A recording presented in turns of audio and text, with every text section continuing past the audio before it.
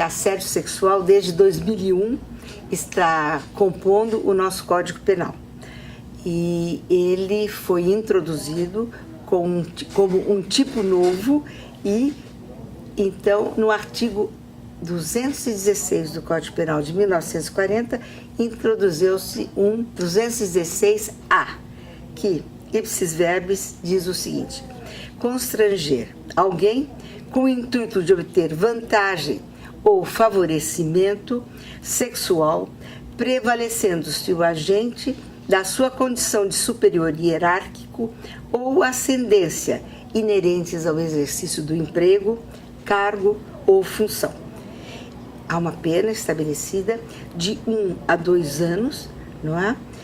E eu acho interessante, embora eu gostaria de registrar que anteriormente a esse 2001, já na década de 90, Valéria Pandiardian e eu, em discussão com o Movimento de Mulheres e outras penalistas, nós havíamos encaminhado uma proposta no sentido de o assédio sexual em termos de punição, mas assédio sexual em termos de prevenção. Então eu gostaria de dizer aqui o que nós dizíamos, porque eu acho altamente educativo, pedagógico. A nossa proposta era, nos termos do que existe na Costa Rica, que por sua vez se inspirou na Nova Zelândia, isso há 20 anos atrás, nós propunhamos que se estabelecesse a obrigação de todas as empresas, sejam elas na área do trabalho, na área da educação e outras, elas se vissem obrigadas a terem dentro das suas normativas o tema do assédio sexual, mas principalmente na área da prevenção. Como trabalhar para que isto não ocorra. O que eu entendo que há um aspecto altamente positivo de estar já tipificado pelo Código Penal. Porque o que eu acredito é que nós precisamos nomear e publicamente, não é? E ele, ainda mais do que nomear, é tipificar como um crime, comportamentos que muitas vezes são aceitos como normais, regulares, tradicionais, certo? Então eu vejo isso altamente positivo. Existem casos, mas ao mesmo tempo nós sabemos que vivemos numa sociedade machista e esse machismo se reproduz nas instituições e que, com muita frequência, mulheres continuam até hoje, né, 2016, apesar desta norma, desse tipo de 2001, continua havendo um número bastante razoável que nós temos por informações, não é?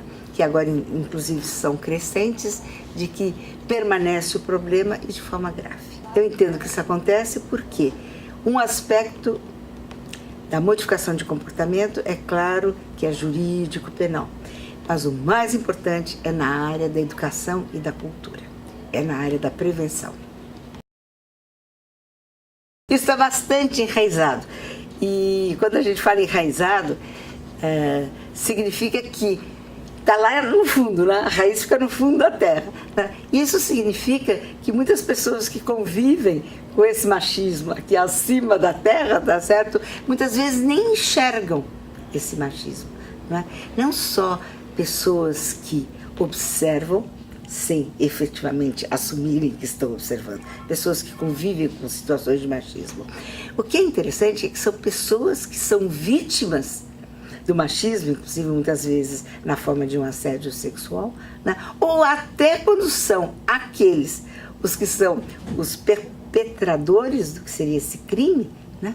Muitas vezes o fazem de forma inconsciente, tal a naturalização por parte da sociedade em relação ao assédio sexual.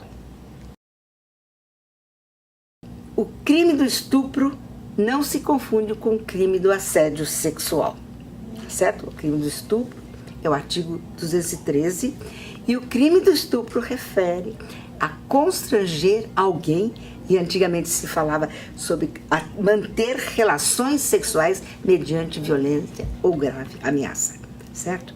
Então, nesse sentido, ele ainda explica que não é no sentido como anterior à modificação, que necessariamente haveria conjunção carnal, que era definida pela doutrina jurídica como efetivamente a relação sexual vaginal, mas que haveria outras formas também de crime de violação sexual. E não preciso entrar em detalhes. Bem, o que eu gostaria de dizer? Este é o estupro. O assédio sexual é relevante, sim, mas não tem essa dimensão horrorosa do estupro. Eu diria até hedionda do estupro. Mas ele está como crime e acho bem colocado como crime. Porque, efetivamente, em nossa sociedade machista, nós precisamos estabelecer alto e bom som que assédio sexual não é algo natural. Assédio sexual não é um elogio. Existe uma forma respeitosa de se fazer um elogio a uma mulher ou a um homem. E existe uma forma desrespeitosa de fazer-se um elogio, brincadeiras, piadinhas, que muitas vezes são invasivas. Não é? Agora, o que eu tenho presenciado, que tenho trabalhado aqui na PUC com o tema, e eu acho interessante dizer, é que muitas e muitas vezes os próprios homens, aqui dentro da PUC, que realizam aquilo que nossas alunas entendem por assédio, e que eu entendo também, eles têm dificuldade de entender, porque conscientemente eles não estavam dizendo aquela frase, dando aquele exemplo dentro de uma aula, no sentido assumido e consciente de ofender, diminuir, certo? Mas o que acontece? O que acontece é que toda relação humana pressupõe pelo menos duas partes, não é verdade? E que todos nós, se quisermos viver de uma maneira respeitosa, precisamos levar em consideração não só a maneira como nós interpretamos os nossos próprios atos, mas como a comunidade, como os outros, como no caso a outra, muito especialmente as nossas jovens mulheres da PUC, algumas vezes até professoras mesmo, mas via de regra, as alunas, onde existe isso que se chama, inclusive, algo que poderia se caracterizar como uma parte mencionada aqui na questão do assédio. Por quê? Constranger alguém com o intuito de obter vantagem ou favorecimento sexual, prevalecendo-se o agente de sua condição de superior hierárquico ou ascendência inerentes ao exercício do emprego, cargo ou função. Atenção, não há dúvida que há situações de assédio que as alunas hoje nos trazem, que não significa que a gente, por entender assédio, sim, e desrespeitosas, necessariamente venha representar que aquele professor efetivamente o que estava querendo é dar um primeiro passo em termos da obtenção de um favorecimento sexual, no sentido literal da palavra. Eu acho que nós precisamos entender que não é necessário que haja algo até este ponto. Basta uma sinalização desrespeitosa para que nós digamos, basta. Não é? Temos que aprender a enxergar as nossas alunas, muitas vezes muito jovens, quase meninas. Nós temos alunos com 18 anos que por vezes me procuram, inclusive procuraram, e é em função deste procurar que nós tivemos a ideia de estabelecer um grupo que então escreveria e apresentaria uma proposta à Faculdade de Direito que posteriormente veio a se tornar as diretrizes sobre o assédio moral, sexual, discriminação e desigualdade na Faculdade de Direito da PUC de São Paulo. Nós, mulheres, hoje, avançamos, via de regra, em praticamente todas as nossas sociedades do mundo ocidental, pelo menos. E há avanços mesmo em outras partes do mundo que não é ocidental. Como vocês sabem, na Índia, aquele famoso estupro coletivo, que nós vamos passar o filme até e já o convidamos para o semestre que vem, aqui no Tuca, né, de um estupro coletivo, tipicamente analisado por grandes sociólogas feministas, mostrando que ele entra num quadro de estupros coletivos que podem ser apontados como reação masculina a avanços da mulher no sentido da entrada das mulheres em lugares sociais que seriam, no entender dessas pessoas, não só conservadoras, mas reacionárias, né? Seriam apenas lugares masculinos. Né? Então, o que é que tem que ver esse estupro coletivo com esse assédio? São dois níveis diferentes de agressão, eu quero insistir. Mas eles têm algo em comum. E esse algo em comum é efetivamente ainda não existir por parte de muitos, inclusive nos surpreendendo, porque são muitas vezes pessoas muito respeitáveis em todos os outros aspectos socialmente públicos da vida dessas pessoas, e de repente a gente percebe, ou percebe não, vem a saber, tomar conhecimento de que exatamente essa pessoa tão respeitável teve comportamentos não respeitáveis. Inclusive, eu acredito de forma inconsciente, porque eu cheguei a conversar com alguns professores, está efetivamente numa mentalidade extremamente machista que mesmo pessoas educadas, universitárias, doutores até, como título acadêmico, muitas vezes são capazes de reproduzir sem ter a mínima consciência. Né? Então, como último ponto, eu diria, nós, mulheres, hoje, não só, como eu disse há pouco, avançamos em lugares tradicionalmente masculinos e causa, não a todos os homens, felizmente, mas a muitos ainda, um certo constrangimento para eles. Eles não aceitam, não é verdade? Às vezes sem nem tomar consciência, ou pelo menos não tem coragem de expor e verbalizar e argumentar, não é verdade? Agora, o que eu acho também é que essas pessoas não são capazes de entender que como há mudanças sociais de nós em novos lugares, outras mudanças sociais existem. Nós não nos vestimos todas, principalmente no verão brasileiro, da forma tão recatada quanto nos vestíamos quando eu tinha 18 anos. Porque hoje eu tenho muitos mais anos, estou com 76 anos de idade. Então, o que eu vejo? As nossas jovens, muitas vezes, estão mais leves, livres e soltas, num calorão mesmo. E ótimo que esteja. Agora, será que é possível que, por isso, os homens que também vêm, muitas vezes, a PUC, com aqueles shorts, bermudões e tudo mais, que eu já vi isso, porque eles não imaginam que as meninas também possam estar um pouco menos, vestidas mais soltamente.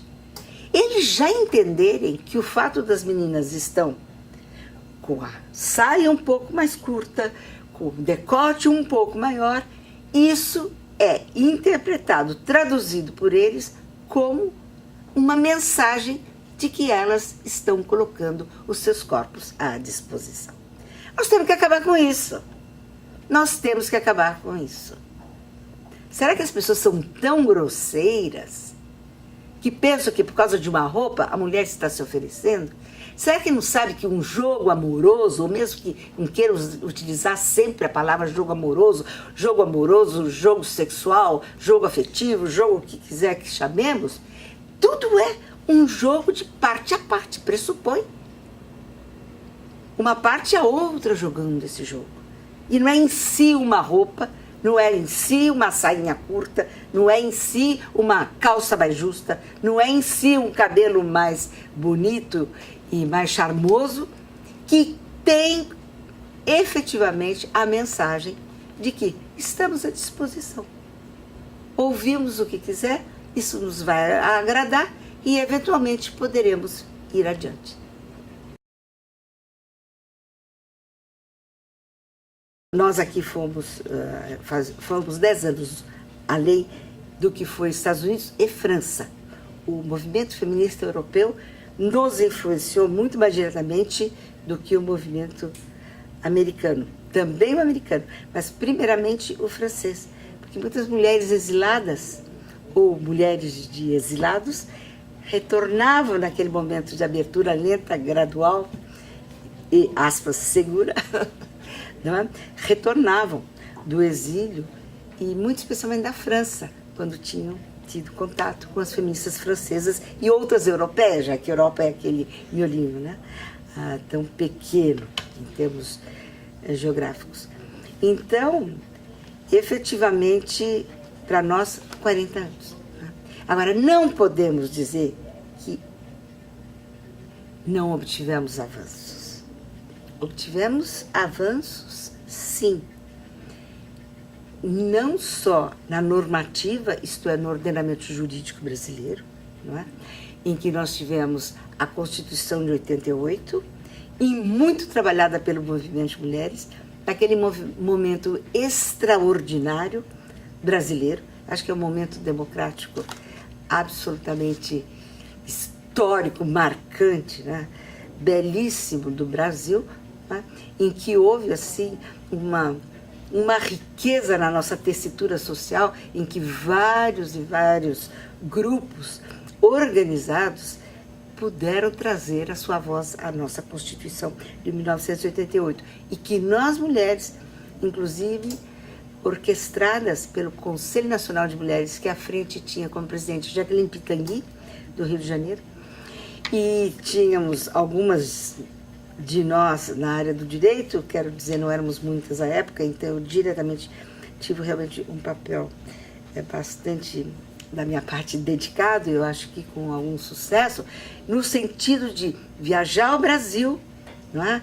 E levar às mulheres a importância da participação delas mulheres no processo constituinte. Eu achava muita graça que, por exemplo, lá no interiorzão do Nordeste, eu escutei algumas mulheres assim: ô Silvia, acabaram de me dizer que você é professora de Direito lá da PUC, é verdade? Eu disse: é. Então você pode me contar o que é que você sai de lá da PUC em São Paulo para vir aqui nessa nossa cidade tal assim, para perguntar o que é importante para nós mulheres colocar na Constituição? Você acha que alguma coisa próxima a nós, essa tal de Constituição? Você está lá na PUC, é professora, além do mais é do movimento de mulheres, que se virem lá, quer dizer, quase que não aborreçam, né? Eu disse: não. Escuta, em parte você tem razão. A gente que fez direito, isso, aquilo, que a gente conhece mais ou menos como é que é a linguagem da lei, né? Mas você esquece que toda norma, toda lei, né, ela tem um conteúdo. E quando a gente vem aqui para humilhar o Brasil, né, a gente quer escutar de vocês o que é que efetivamente está sendo um problema, está faltando, que eventualmente seria importante da gente chamar a atenção quando escrevermos a nova Constituição. E foi muito interessante que as mulheres, então, muitas vezes analfabetas, elas então traziam as suas realidades, como, por exemplo, a dificuldade de titularidade da terra, né? O machismo presente no nosso mundo rural e urbano, seja da grande São Paulo, de toda a nossa realidade brasileira. Então, tudo isso era trazido nas diversas áreas, desde a familiar até a parte da escola, a parte do trabalho, e etc, etc, etc. E a gente disse: tudo bem. E aí foi feita, um pouco antes das eleições que foram para os constituintes em 1986, nós fizemos uma enorme conferência, não foi conferência, uma enorme reunião no Congresso Nacional com 1.500 mulheres, várias delas analfabetas. Isso é que eu acho interessante. Várias dessas que disseram: para que isso? Então elas foram divididas por temas, áreas, saúde, educação, etc, etc. E aí preparamos a Carta da Mulher Brasileira aos Constituintes, que foi aprovada no mesmo dia, ao final da tarde. 6 de nós procuramos fazer a síntese desse trabalho. Então, é alguma coisa histórica, né? Alguma coisa histórica que vale a pena realmente resgatar para dizer: isto foi algo que significou muito, praticamente, por avaliações analíticas mesmo, por estudiosas, do que o que nós pretendemos foi aproveitado. A avaliação é que de em torno de 80% da Carta das Mulheres Brasileiras ao Constituinte, em 1986, que a gente preparou antes da eleição dos constituintes, que acabaram cedo para um Congresso Constituinte e não Assembleia Nacional Constituinte, como nós lutamos muito, né? Muito especialmente a PUC, vários colegas nossos estavam nessa luta, mas nós não conseguimos, né? Uma Assembleia Nacional Constituinte exclusiva para tal. Em várias outras partes do nosso ordenamento jurídico brasileiro, nós tivemos avanços que foram avanços do movimento organizado, né? Avanços que custaram muito. O nosso Código Civil, embora nós mulheres tivéssemos apresentado em 1981 a proposta do novo Estatuto Civil da Mulher, porque o Código Civil, principalmente nessa parte de família, era mais discriminatório em relação a nós, ele só em 2002 o novo Código foi votado. Então, o que eu quero dizer, é muito difícil essa mudança. O Código Penal é de 1940. Como nós vimos no início dessa nossa conversa, vocês veem, eles estão fragmentariamente introduzindo, como fizeram no caso do assédio sexual, introduzem mais um artigo, com uma letra tal ou um novo número, isso, aquilo e aquilo. Mas nós ainda não tivemos condições de ter um novo Código Penal brasileiro, não é? O nosso é de 1940. Há muita modificação na nossa vida social, pública e privada. Então, não há sentido de mantermos esse mesmo código. É muito mais fácil mudar-se uma lei, mudar-se uma Constituição, mudar-se um ordenamento jurídico, mesmo que fosse de uma forma integral, coisa que não o foi, mas quase, né? Mas mudar a mentalidade que foi construída durante centenas e centenas e centenas, ou talvez milênios, não se dá no mesmo ritmo. Não é?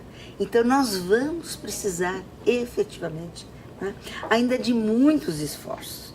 Não é? Eu acredito que talvez o ritmo agora, como diz o Bauman, estamos nesse ritmo fluido, é tudo muito, quase que alucinante em termos de mudanças.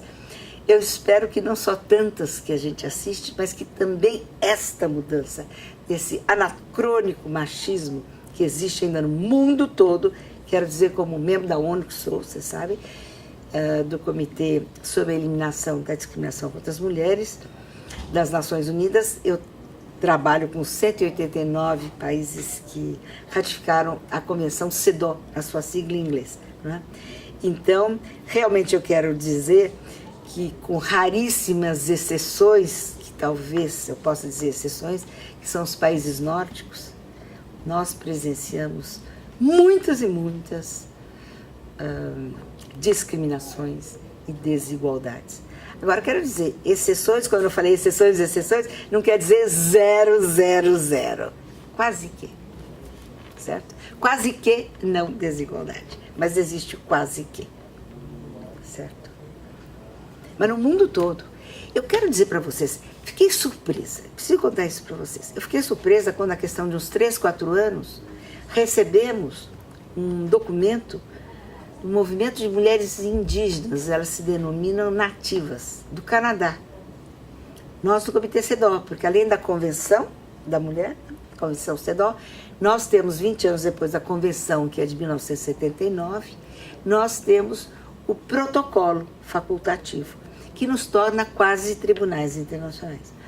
Então, nós recebemos uma comunicação, esse é o nome da petição, que recebe o nome próprio de comunicação, mostrando as agressões que as mulheres indígenas sofrem por parte de determinadas populações, vamos chamar assim, ou parte da população canadense, que feririam os artigos da Convenção CEDAW. Imaginem vocês que nós estávamos aceitamos, buscamos conhecer o caso, 3 colegas, mais pessoas do secretariado lá do nosso comitê na ONU, em Genebra, foram ao Canadá para encurtar a história. Houve uma condenação formal por parte desse comitê CEDAW, que é um dos 10 comitês de direitos humanos da ONU, né? Do Estado do Canadá, do país Canadá, né? E lá chamam-se Estados-partes, em relação à maneira com que eles estão enfrentando a questão das mulheres indígenas. Comprovadamente, agressões, inclusive, por parte do Estado, por policiais e outros agentes do Estado. É uma surpresa, eu quero dizer para vocês, isso chegou há 4 anos. Eu fiquei assim, não é possível. Essa reação que eu vejo na cara de vocês também é possível. Então, isso acho que foi importante dizer, ainda reforçando a partezinha que eu não havia respondido a você. Veja, a questão de mudança de mentalidade é a mais custosa, como diria o mineiro, né? É a mais custosa. E eu quero dizer, até chamar a atenção, se vocês que me ouvem pudessem, o artigo 5º da Convenção CEDAW, essa Convenção sobre a Eliminação da Discriminação contra as Mulheres, que tem 30 artigos, dos quais 16 artigos são substanciais, eu sugiro que, e é muito fácil, né, que vocês leiam o artigo 5º, que trata exatamente da obrigação que os próprios Estados-partes da ONU, que firmaram, no caso, a nossa convenção e tantas outras convenções que confluem todas no mesmo sentido de respeito à dignidade humana, né, de homens e mulheres, que existe efetivamente uma obrigação do Estado encontrar formas, medidas de agir, sejam medidas legais, medidas de política pública, medidas valendo-se dos meios de comunicação. Nós insistimos muito em meios de comunicação. Os meios de comunicação, via de regra, por exemplo, no nosso país, Brasil, eles são, se continuam a ser, vocês me corrijam, eles são concessões, não são? Como é que um Estado não pode conversar com esses meios de comunicação no sentido de não só lutar contra esses estereótipos e discriminações que existem em relação a nós mulheres, mas eu até iria além e dizer, por que não só exigir que esses canais sejam um instrumento de cidadania, não só na perspectiva de gênero, na perspectiva de homens e mulheres em termos de ajudar, ampliar a educação e cultura. Eu não vejo quase televisão, mas eu tenho noção do que acontece lá. E o que acontece nos canais, por exemplo, de recreação do nosso povo, que infelizmente não tem alternativa, a grande parte do nosso povo não tem alternativa para a recreação, a não ser a estupidez dos programas que lhes são oferecidos. Então eu quero dizer que precisamos efetivamente buscar formas de incidir na educação e na cultura do povo brasileiro, crítica, respeitosa, né? E que seja proativa no sentido da luta contra todas as formas de discriminação. As diretrizes que foram aprovadas pelo Conselho da Faculdade de Direito, levadas pelo grupo nosso de pesquisa Direito, Gênero e Igualdade, estas diretrizes nasceram da questão, como eu mencionei, de uma aluna que nos trouxe do grupo Iabá, que é um coletivo feminista da Faculdade de Direito. Agora, o que eu quero dizer é que no processo da sua elaboração, houve a proposta de que ela se expandisse. Então, é muito importante que não se esqueçam de mencionar, né, que nós temos a dimensão de todas as formas de discriminação e desigualdade. Nós temos o tema da discriminação que existe em relação à raça na nossa universidade. De repente, a gente diz, mas será que existe? Será? Será? Vamos pelo menos colocar essa questão para todos nós, né? A questão dos ProUni, que nos foi trazida pelo nosso vice-diretor, foi o próprio Vidal. Professora, aceitariam o seu grupo, a senhora, aceitaria expandir para que, de certa forma, a gente chamasse a atenção da maneira com que a gente pudesse contribuir a uma integração social mais livre dos estereótipos e das caixinhas, né, dos quadriculados que a nossa sociedade prepara, né, e que acabam justificando hierarquias e discriminações. No lançamento das nossas diretrizes sobre assédio moral, sexual, discriminação e desigualdade na Faculdade de Direito da PUC de São Paulo, que foi agora a questão de 2 meses no Tucarena, eu quero dizer a vocês que as minhas alunas minhas, da minha classe, deste ano, elas inicialmente, antes do evento, 10 alunas no Tucarena, de uma maneira belíssima e artística, essas jovenzinhas, 18, 19 anos, vestidas de negro da cabeça aos pés, sem calçados, pés no chão. Elas passavam, saíam do lado direito, vinham até o centro, onde havia um microfone, e elas diziam uma frase que foi ouvida por elas. Ela cruzava o redondo do palco. Vinha a outra. 10 fizeram isto. Bem, então eu quero só contar, por exemplo, uma frase em relação aos ProUni. O professor faz uma pergunta na classe. Olha, quem sabe responder tal coisa assim, assim? Um aluno levanta a mão. O professor olha para esse aluno e diz assim: não, você é ProUni, você é burro. Vou escolher um outro para responder. Eu quero dizer que isso faz a gente ficar arrepiada. E a primeira reação é dizer: não, isso não é possível. Agora, entre isto não é possível, ou dizer que eu não vou acreditar no que chega até a mim, por um aluno ou aluna olhando nos meus olhos dizendo que isso acontece, eu fico com a hipótese de acreditar na voz dos nossos alunos.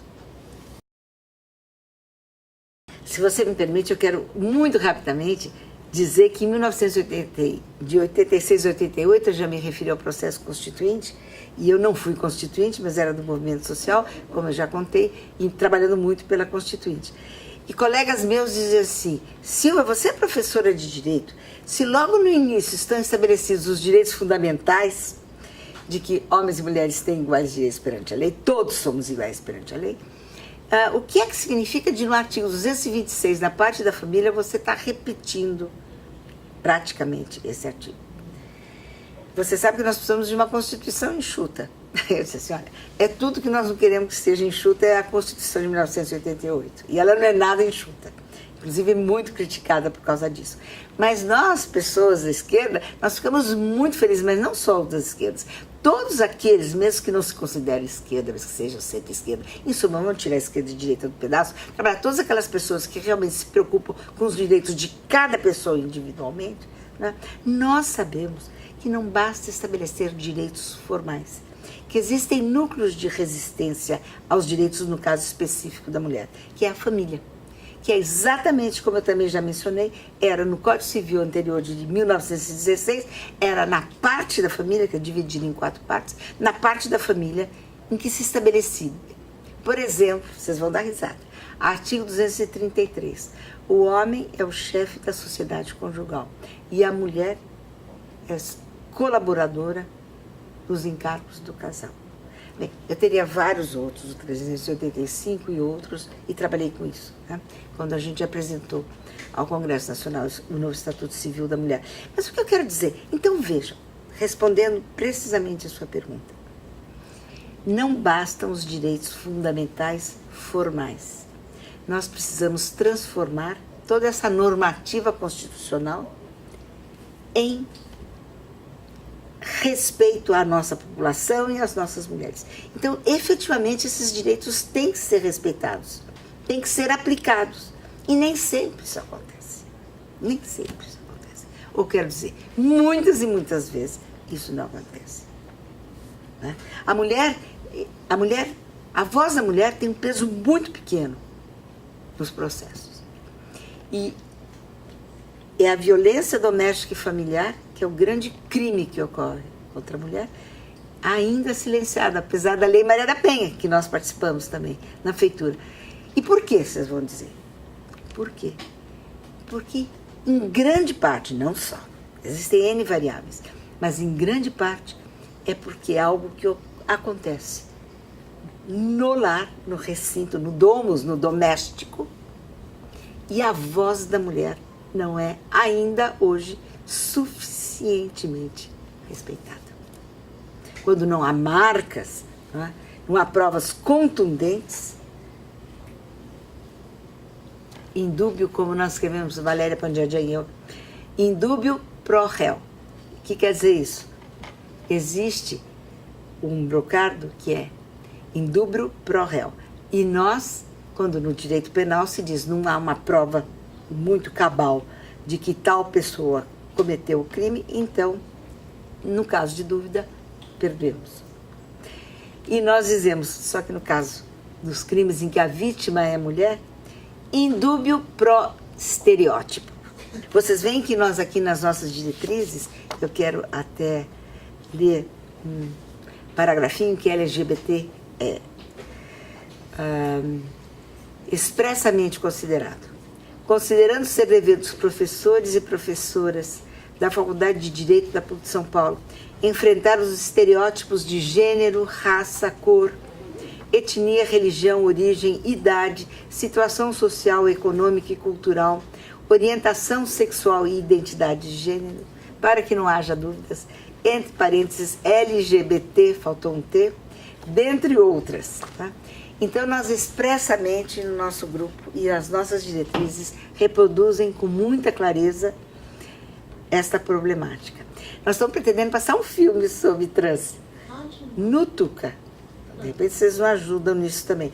No Tuca, no semestre que vem. E fazer um debate, porque o importante, que eu acho, é vamos conversar sobre uma problemática que incomoda tanto a tanta gente. Incomoda. Vamos constatar.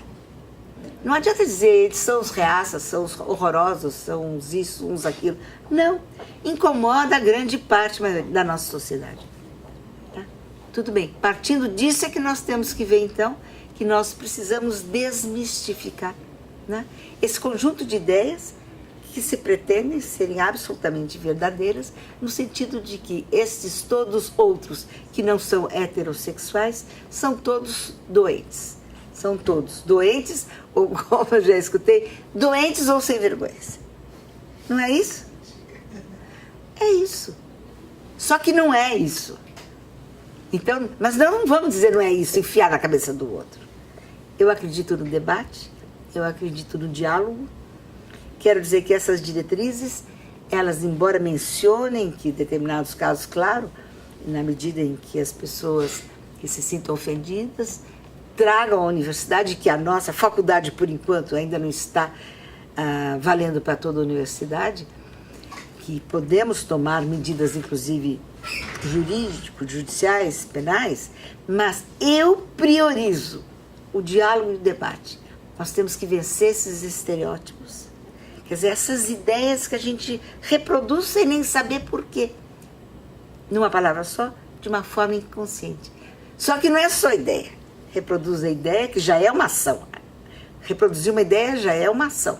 Mas não só se reproduz uma ideia, se fazem ações muitas vezes contundentes, como, por exemplo, um assédio sexual nas nossas salas de aulas, nos nossos corredores, absolutamente inaceitáveis por esta casa.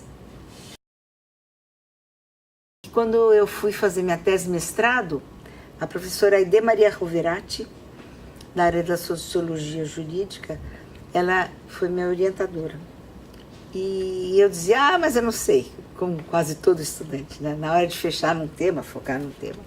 Eu fiquei meio pateta, dizia, mas eu quero isso, eu quero aquilo, eu quero aquilo. Não, então vai lá pensar. O que eu quero dizer é que você deve escolher um tema que te diga muito ao intelecto, né, à tua inteligência e ao seu coração. E eu acabei, para encurtar a história, definindo por estudar o tema dos direitos da mulher. Né? E aí, na medida em que fui estudando, ainda não havia muita coisa aqui no Brasil, isso daí foi em 76. A tese foi defendida em 77 e acabou virando doutorado, porque eu tinha feito tantos cursos de pós-graduação que era possível, nem sei se isso é possível, passar direto para o doutorado. O caso que acabou se tornando uma tese de doutorado. Evolução dos direitos da mulher, norma, fato e valor.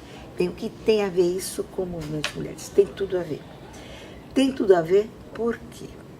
Primeiro, porque eu escolhi esse tema, é porque eu tinha um incômodo grande, inclusive a partir da própria minha vida pessoal e familiar, né, em relação a certas discriminações, violências psicológicas, que eu não quero adentrar muito mais aqui, e ao mesmo tempo, na medida que eu fui estudando, lendo, entendendo o que é violência de gênero e tudo mais, gênero estava surgindo na elaboração, né? Li Eliette Safiotti, professora dessa casa, brilhante, intelectual, brilhante feminista, que iluminou a muitas de nós, inclusive em trabalhos acadêmicos, mas inclusive na militância mesmo, né?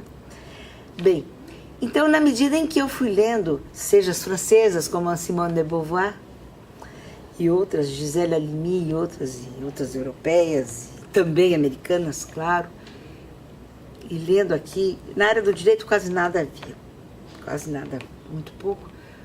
Então, eu fui começando a entender que, inclusive, da minha própria vida, muitas situações que eu tinha que superar, elas, ou que havia superado, ou que estava superando, elas podiam ser explicadas à luz do conceito de gênero, do conceito de violência de gênero, né? E tudo isso relacionado, na medida em que eu sou da área do direito, meu doutorado era em direito, então da importância da interface da violência com o direito, né? Necessidade do direito, né? E do direito do nosso país trabalhar muito contra essa violência estabelecida socialmente e familiarmente em relação às mulheres. Então foi aí que eu entendi que não bastava ir aos livros e fui me aproximando do movimento de mulheres. Então, já era 77 que eu fiz a tese, defendi 78, 79, realmente aqui em São Paulo, aquela evolução do movimento de mulheres que tinha fundamentalmente duas vertentes, né?